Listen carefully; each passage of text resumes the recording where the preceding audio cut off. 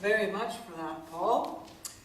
So, let's see if modern technology will assist us in starting my, right, nearly there. Yes. So, yeah, what can I say? Luckily in that picture I was actually holding my chin, so you couldn't see that I even have a double chin like Lady Mary Montagu, so well, thanks a lot for that. That was very touching, Paul. I'm really honored to be here, and it is a great pleasure for me to be addressing you, and I would like to thank you for being here. I would like to thank you for being here because this is a very important award, and it is something that is, I think, will change my life and will probably change Jonathan's life. And also, I would like to thank you to be here because I'm the first woman that gets this award, and it is important for women in science to get the recognition they deserve. So, from the bottom of my heart, thanks a lot for being here. And that wasn't the end of my talk, it was just the start. So, I will talk about challenging dogmas. And challenging dogmas is something that I really like to do, and I get myself in these absolutely gigantic messes. But I promise you that it's worth it. It is. One of my mentors, Dennis Alexander, has taught me many, many things. And one of the things that he's taught me is when you have to address something, you better get the definition right. And you better get it right at the very beginning. Because a wrong definition can create more mistakes and misunderstandings than you can imagine. So, this is a definition of dogma that I got off the web, and that I think is actually quite complete. And how it is defined is a dogma is an authoritative principle, belief or statement of ideas or opinion, especially one considered to be absolutely true without proof. Now, this afternoon I would like to take you by the hand to and show you about and show you the dogmas that I have challenged and how things have changed after challenging these dogmas. And I thought that I would do it using some classics of American literature, because I think that these books that I will cite have changed a lot of the people that are in the room. Their life will have been changed by these books, and certainly the lives of their families. So the first American classic that will lead us into this story that I'm going to tell you is Mr. Brown Can Move, Can You? And the reason for which I have picked this is, first of all, because there's a cow on the cover, and we're veterinarians here, but also because this book teaches us about learning from what is being done in other fields. And at times, we are here to reinvent the wheel, and we always want to think of a new way to do something when, in fact, a lot of work has been done before. This story is really about vaccination for avian influenza. In year 2000, I was faced and forced to manage the biggest outbreak of highly pathogenic avian influenza which had occurred ever. And I promise you that avian influenza is a nasty disease. Avian influenza is the most devastating disease there is in the animal kingdom. It is a disease which is capable of killing 100% of the birds it infects within 48 hours, and it causes immense suffering to animals. And we now know that avian influenza is also a disease which can infect people and can have some very serious consequences. So as I said, in 2000, avian influenza swept through the north of Italy and destroyed the poultry industry, caused a lot of farmers and of companies to close down, reorganize themselves, and it actually disrupted the economic system around the poultry industry. And we worked really hard in the forefront. There was no experience on this, on how to manage such a big outbreak in a densely populated area. But we managed to eradicate it. But after we killed 17 million birds, and you can imagine what this means to the public. I mean, destroying people's livelihoods. I mean, the farmers have mortgages to pay. And you just go in there and say, sorry, but we're killing all your birds. So after we did this, because this is what the legislation at the time required us to do, the H7N1 virus was reintroduced in the area. And this is when I was faced with dogma number one. I was told it is impossible to vaccinate against avian influenza and, number one, eradicate the infection, number two, maintain exports. But we tried. We knew that for other animal diseases this had worked, it had been successful. We know that many animal diseases are eradicated through vaccination, or at least controlled through vaccination. And so what we did was we developed what is now known as the DIVA strategy, which is a very simple concept. I mean, we used a virus with the same hemagglutinin, which would guarantee protection, and a different neuraminidase, which would act as a marker. And we eradicated subsequent epidemics of H7. We maintained exports, and above all, now the DIVA vaccination system, based on this strategy, is included since 2005 in European legislation. And so I think that, as Mr. Brown said, if he can move, we can too. And now, as for other diseases of animals, an appropriate vaccination strategy, we know, will reduce animal suffering and can contribute to eradicating and controlling avian influenza.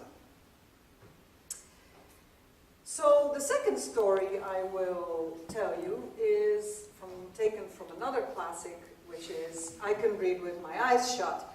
And this story is really about what Paul Gibbs just told us. And it is about this absolutely gigantic mess I put myself into. And it's about the sharing of information. We are now in the internet era, we are now in the open access era, and I personally think that when we're talking about public health issues, you can't really keep your information sitting in a drawer because we need to wait until somebody publishes it.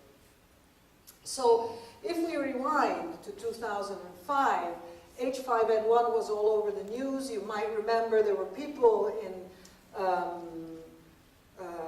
these suits touching ducks with a pole because, you know, they might get infected, which was a bit of a overestimation of the potential, of the infectious potential of a duck. But we, as scientists working with influenza, we didn't really know what was happening. There were a lot of things that we didn't know. This was the first virus that had spilled over into the wild bird population. It was the first virus that had spread to 3 continents. It was infecting people we didn't know. This is the truth. So in January 2006, this virus reached Europe, and it hit, in fact, the developed world in the heart, and that's when things really started to move. And it reached Africa. And Nigeria was the first country that was affected by H5N1. And we were working very much with Nigeria. We had a very good relationship with several African countries.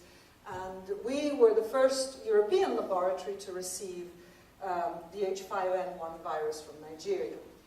And at the time, what I was told, because I was getting really frustrated, we could not find one sequence of an H5N1 in GenBank. There was nothing there.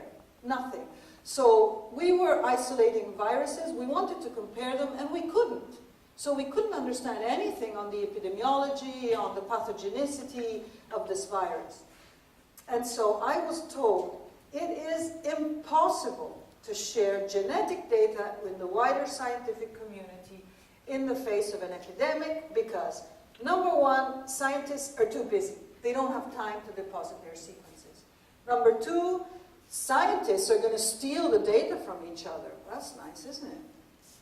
And then, you know, we have to publish because there's the publish or perish, and we have to publish or else God knows what's going to happen. Our lab, as I said, was the first lab to receive the virus from Africa. We knew that this was very important information for the whole scientific community. And as Paul said, we declined the offer to put it in a password-protected database and put the sequence in GenBank. And this sequence was downloaded 1,000 times in 1 week.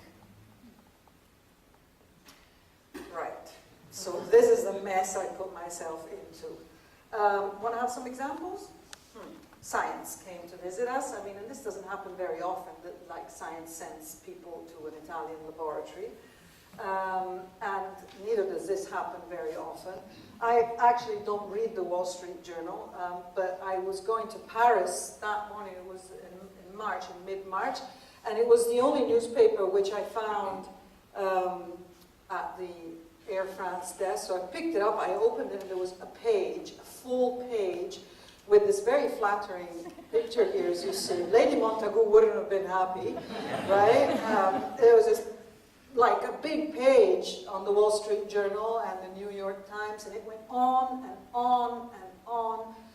And I have 3 cheers from nature, actually, which are going to go on my tombstone. It was really difficult. I mean, this was something that was bigger than I am. And, you know, me, I'm Italian, so not that I get a lot of support at home. So it was tough. Anyway, we managed, and now we're in a completely different situation because people have understood that this international debate has taken them in a different position to where they were before.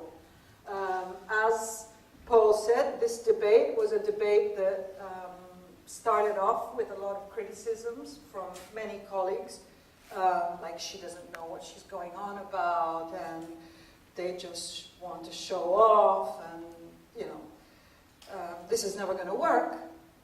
But it also received a lot of support from the web and from all the people that were involved at various levels with managing this crisis. And so now we are in a different position. We are standing somewhere else because the OIE has actually put out a resolution saying that any reference laboratory that receives samples for avian influenza and characterizes them has to deposit them in a public database within 3 months of receiving them. The WHO also recognized the importance of greater transparency. This is actually something that came out in 2009. So they said, okay, we understand, we need to do something about this. And, oh God, anyway, this is FAO. This is the FAO webpage showing that, right, this doesn't work, showing that the FAO was also very much on the ball, and they were very supportive from the start. And I'm very proud to say that this year, in May, last May, the WHO passed a resolution which they define as a landmark agreement. And just here it says that influenza virus samples will be shared with partners who need them to support public health. And I think that this is something that came from the veterinary world and that has changed the way the game is played at an international level. And so, I think that our American classic here, We are now in a different situation. We don't need to read with our eyes shut. We can read with our eyes open, and we can have many, many people reading that book with their eyes open so that we move forward together in a different way. My third classic is The Cat's Quizzer. Every day we are challenged with quizzes. And is it red? Is it black? Is it yes? Is it no? And often we don't have the answer. And scientists, people think that scientists have a lot of answers that they really don't have. And one of the answers that we don't have is about predicting the next strain that's going to cause the next human pandemic. This story starts at a conference. It was a conference which was held in Verona, in Italy, and it was a conference that we co-organized with the WHO, OIE, and FAO, and it was the first joint technical consultation that was held. It was funded by the three organizations, particularly by CIDA, the Canadian International Development Agency. And during this conference, I was told that it was impossible that the next human pandemic could be caused by an H1 or an H3 virus. Because if you look at what textbooks say, in order to ignite a pandemic, the virus needs to be a new virus. And therefore, since we have immunity to seasonal flu viruses, human viruses, which are the H1 and H3 subtype, it would have been impossible that any other animal virus could have caused a pandemic. But we need, and I challenged this statement, and I said, but this doesn't make sense. And if we look at history, we see that all human pandemics that we know were originated, the virus originated from the animal reservoir, either entirely or partially. They inherited some genes. And they always contained a novel animal component. And at that time, all the research efforts were pointing towards H5 viruses and H7 viruses, when in fact, if you think about it, up to now, human pandemics have been only caused by H1, H2, H3. The viruses that have become established in people have circulated for many years in the human population, and immunity has allowed these viruses to drift away from the original animal progenitor to the point that we need to update our vaccine every year. So if human beings need to use a new vaccine every year because it won't protect against the virus that was circulating the year before, then why on earth should we be protected against an animal virus, which is antigenically very, very far away? And so we performed some work, and we came up with data, and this was before the swine flu H1N1 emerged. And we produced this data saying, dear medical community, but there are other viruses that we need to look at which could ignite a pandemic. And this paper was, I finished working on it around the end of 2008. It was submitted to Science, and Science rejected it, saying, okay, you're a vet, like. But I did present it to a closed tripartite meeting, OIE, WHO, and FAO, in February 2009. And as you know, in April 2009, H1N1 emerged. And so I think that now the medical community understands that they have to consider what is happening in the animal reservoir. And this leads me to this new concept and this new approach we need to have for influenza infections, which is in line, of course, with the One Health vision. If these viruses are capable of spreading from birds that are their natural reservoir, to people, pigs, birds, horses, dogs, cats, backwards and forwards, it doesn't really make sense that these disciplines are managed like in isolation. Why do people say, no, but I only do swine flu, so please don't ask me anything, and I'm not really interested about what's happening in people and what's happening in birds? Because we need to have a greater knowledge and a different perspective, and we need to look at the problem in its entirety, and not only through the keyhole of whatever you're comfortable with or whatever you know. And so this, I hope, will put us in a much better situation next time we will have the cat quizzer. Oops, sorry about that. Oh God, disaster. Let's see if I can recover. Right, so I hope that next time that we will have the cat quizzer, we will be better prepared. I have to say that there is actually a lot going on around One Flu.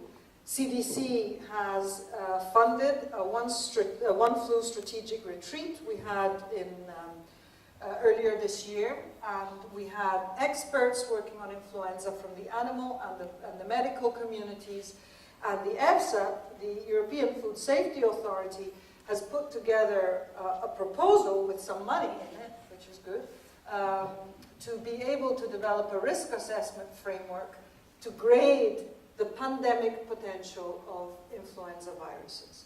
And so I definitely think that at the next Cat Quizzer, we will be smarter than the cat in the hat. So, I do tend to take on like big challenges, and I need to acknowledge that you don't do these things by yourself. You do things of this size with people that help you, and I want to thank them all, at least the most important people that have helped me in this, one by one. Number one is Dennis Alexander. He is an influenza virologist, and he has taught me many things, including a lot of the things I know on influenza, but also to have a critical approach to certain dogmas. I want to thank Bernard Vallat, who was the first awardee of this, the first recipient of this prize, and Juan Lubroth. They have both been very, very supportive with the whole data sharing issue. I need to thank Peter Bogner, is a philanthropist who has taken on the data sharing issue and has actually put together an initiative, which is the Global Initiative on Sharing All Influenza Data. And this initiative, at the moment, it's an open access database that contains the greatest number of influenza sequences. And this is certainly the beginning of a new way forward. And this was done together with Nancy Cox.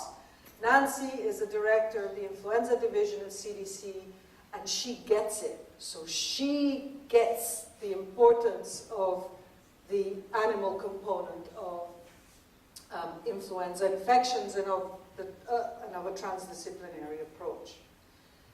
Lonnie King is the Dean of Ohio State. He invited me to come at the CDC a couple of summers ago and to spend some time with him and act as a policy advisor. And that's where I developed the One Flu concept. And so, of course, my thanks go to him. And Kanta Subarao is a pediatrician working in NIH, and she really pushed me to do this work with H1, H2, H3, and she was very, very supportive of breaking the dogma, challenging the dogma that influenza, a new pandemic, could not be caused by H1. Alberto Ladomeda works at the Commission and was very supportive when we developed the DIVA vaccination strategy,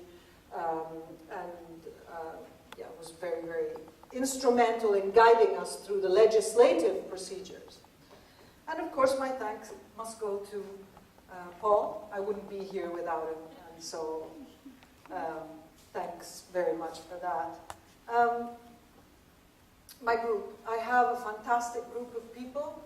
This is only a small part of the people that work with me.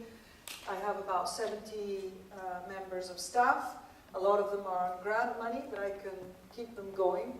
And they are very, very hardworking and determined and are definitely part of a leading group in influenza at the international level.